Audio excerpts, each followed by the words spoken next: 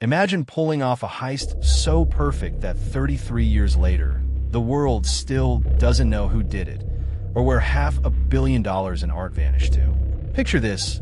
It's St. Patrick's Day, 1990, in Boston. The streets buzz with green-clad revelers, Guinness flowing like water. But just after midnight, while the city parties, two men dressed as police officers stroll up to the Isabella Stewart Gardner Museum. They knock on the side door, claiming to investigate a disturbance. The guard buzzes them in.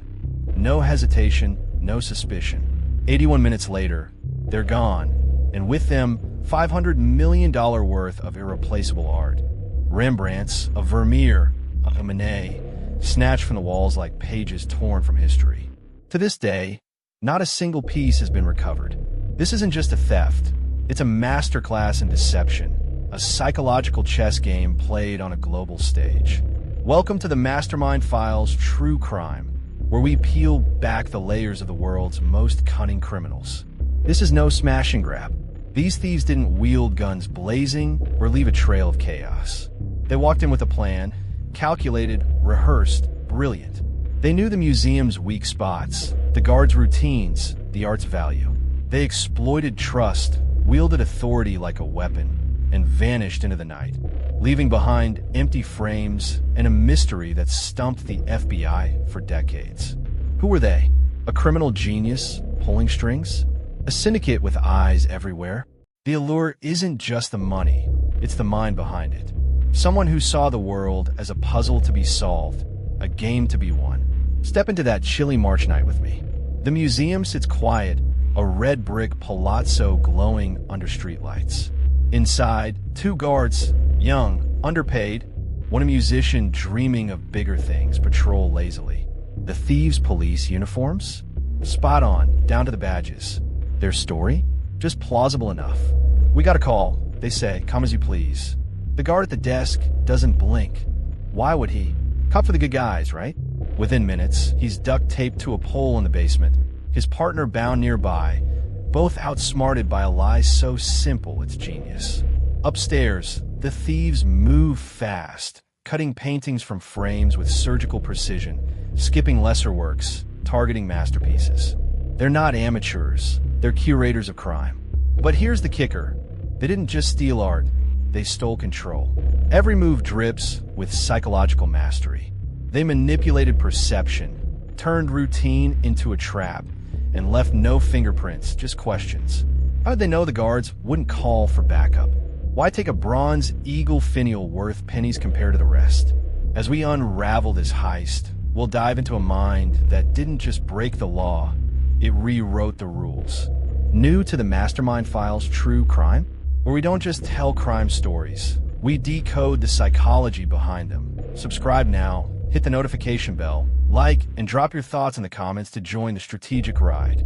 What pulls you in? The art, the audacity, or the unanswered why? Because this is just the beginning. Ahead, a deeper layer waits. A bold risk that could have unraveled it all. Stick with me. We're only getting started. So who could dream up a heist this slick? Let's rewind. The mastermind or masterminds behind the Gardner theft didn't spring from nowhere. This wasn't a spur-of-the-moment job hatched over beers. It took roots somewhere darker, sharper, a mind shaped by patience, observation, and a hunger for something bigger than a paycheck. Picture a strategist, maybe someone who'd brushed up against Boston's gritty underworld, someone who'd learned to read people like blueprints. The 1980s were a wild time in the city. Mob wars, cocaine flooding the streets, loyalty bought and sold. Amid that chaos, a plan like this doesn't just happen, it festers. The first key move? Scoping the target. The Isabella Stewart Gardner Museum wasn't Fort Knox. Built in 1903 by a wealthy widow with a taste for Renaissance flair, it was more mansion than stronghold. Ornate, personal, vulnerable. No state-of-the-art alarms, just motion sensors and a skeleton crew of guards. Our mastermind saw that. They didn't need blueprints, they needed timing. Months, maybe years, went into watching this place. Which guard slacked off? When did shifts change? How long could you linger before anyone noticed? This wasn't brute force. It was a slow burn, a predator circling prey. Then came a scheme spark: the uniforms. Posing as cops wasn't random, it was brilliant. In a city like Boston, where authority still carried weight, it was the perfect disguise. They didn't storm in, they knocked politely, voices steady, playing the part. That's psychological judo, using trust as leverage. The guard at the desk, Rick Abath, barely 23, didn't stand a chance. Step away from the alarm, they told him, firm but not threatening. He obeyed, why wouldn't he? They'd rehearsed this, knew how to sound legit, how to keep him calm while they tied him up. Every word, every gesture was a thread in their web. The stakes were insane from the jump. $500 million in art isn't pocket change, it's a global treasure. A Rembrandt like the storm on the Sea of Galilee, one of a kind, his only seascape. Vermeer's The Concert, one of just 34 in existence. They weren't stealing to sell quick, they were stealing to own history. That's the psyche we're decoding, not a thug, but a collector of power, someone who thrived on outsmarting the system. They didn't flinch at the risk, they fed on it. Picture them now, moving through the museum's dim halls, Venetian courtyard silent, paintings staring down like witnesses. They're calm, methodical, slicing canvases free with a blade, rolling them up like blueprints of their own genius. 81 minutes isn't luck, it's choreography. But as they slip back into the night, art stuffed in a bag, something bigger looms. This wasn't just a theft, it was a dare. And the next move? It's about to get audacious. Stay tuned. The game's only heating up. The heist's brilliance didn't end with the getaway. These thieves weren't done playing the board. They were just moving the pieces. Step 2 of their scheme kicked in the moment they left the museum, vanished without a trace. 81 minutes inside, and then poof, gone. No screeching tires, no panic sprint. They melted into Boston's St. Patty's chaos like shadows, leaving the guards taped up and the art world gut punched. But how do you pull that off? This is where the plan balloons into something almost mythic. Audacity wrapped in precision. Let's break it down. They didn't just exploit the guards' trust, they weaponized the night itself. March 17th, 1990 was a Saturday, the city drowning in party noise. Drunk crowds, blaring horns, cops stretched thin. That wasn't luck, it was strategy. They picked a moment when no one would blink at 2 officers strolling out a side street. Psychological camouflage at its finest. They'd calculated every angle, noise levels, patrol routes, even the guards' boredom. One thief even checked the basement pipes while the other grabbed a Manet. Casual, like they own the place. That's not arrogance, it's control. Their tactics? Pure mind games. Take the duct tape. They didn't gag the guards, just taped their heads to poles, leaving them humiliated but alive. Why? A dead guard means a manhunt. A taped one means confusion, delay. They wanted the FBI chasing ghosts, not leads. And those empty frames left hanging? A taunt, a signature, proof they could bend reality itself. This wasn't about chaos. It was about crafting an illusion so tight no one could unravel it. Here's a takeaway for us. Their strategy mirrors power dynamics you see everywhere. Reading people, knowing when they'll fold or push back, isn't just for criminals. In business, relationships, even in negotiation, spotting someone's blind spot can shift the game. These thieves didn't invent that. They perfected it. They leveraged authority like a CEO leaning on a title, turning a uniform into a skeleton key. It's chilling, sure, but it's a lesson in how perception shapes outcomes. The tension's climbing now. They've got the art, 13 pieces, $500 million worth, but the clock's ticking. The museum's silent until morning, when a guard's scream kicks off the chaos. By then, they're miles away, paintings stashed, uniforms ditched. The FBI scrambles, but the thieves? They're already plotting the endgame. Except, here's the hook. Something's brewing. A risk they didn't see, a thread they didn't tie off. What happens when the perfect plan hits a snag? Hang on, we're about to find out. The thieves had the world fooled. Art gone, tracks covered, Boston buzzing with shock. But perfection's fragile. Picture this. Weeks after the heist, whispers start circling.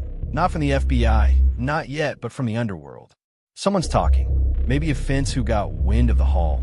maybe a lookout who didn't like their cut. The mastermind's plan, airtight on paper, springs a leak. Here's the twist. One of their own, a trusted piece of the puzzle, starts cracking. Loyalty, it turns out, isn't as sticky as duct tape. Imagine the scene. A dingy bar, cigarette smoke curling in the air. The mastermind, let's call them the architect, meets their crew. Voices low, eyes darting. The hall's hidden, maybe a warehouse, maybe a basement, but it's burning a hole. Paintings like the storm on the Sea of Galilee don't move easy. They're too hot, too famous. The architect's calm, always calm, laying out the next step. Sit tight, let the heat die. But one guy, shifty, sweating, can't handle the weight. He's got debts, a mouth too big for his own good. He hints at flipping, maybe to a rival crew, maybe to the feds. The architect sees it, a twitch, a lie in his voice, and the game shifts.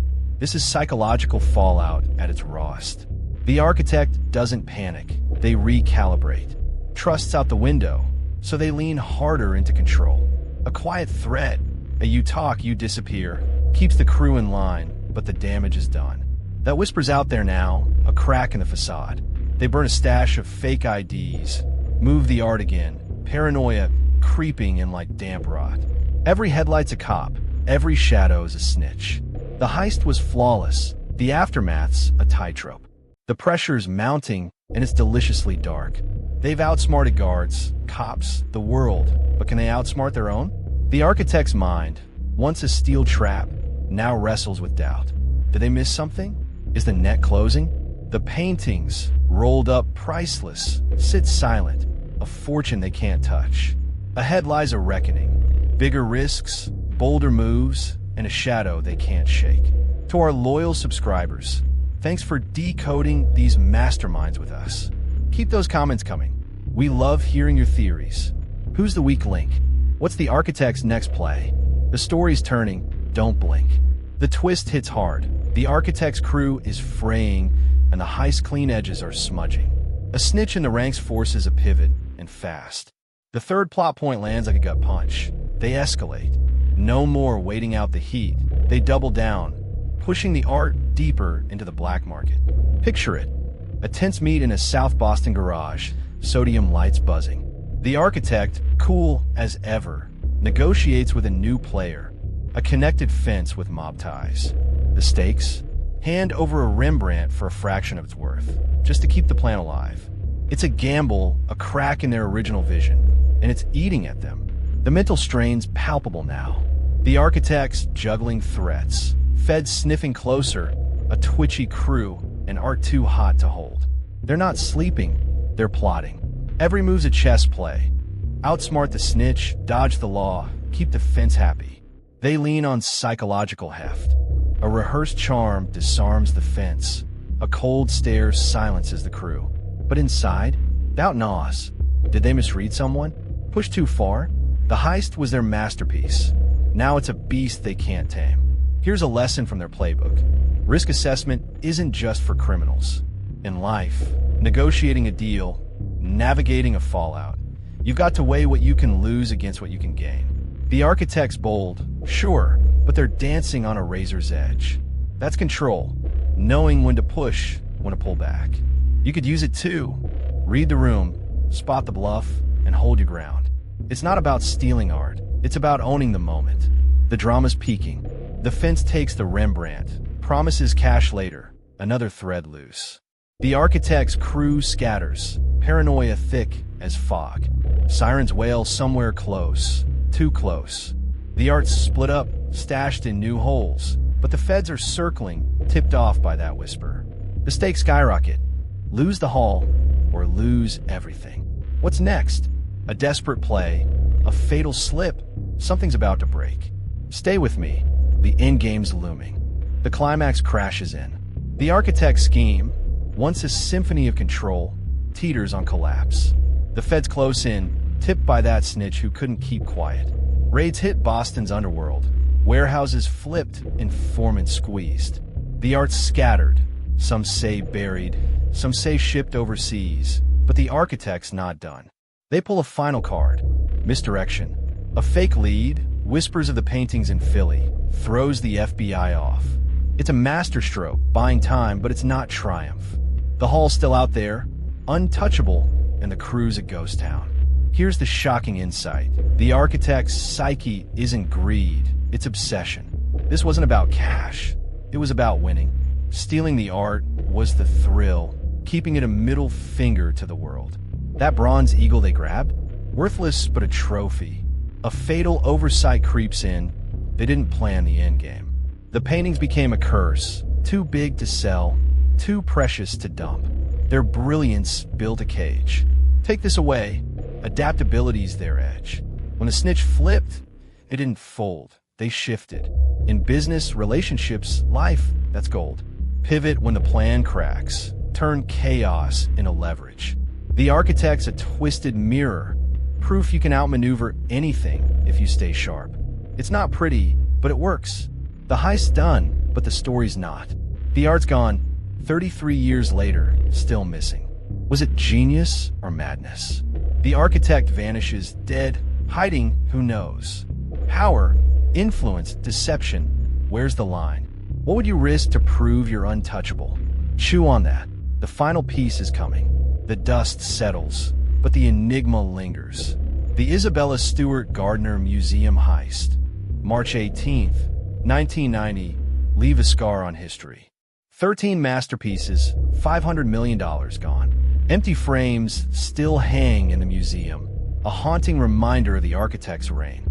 The FBI's chased leads.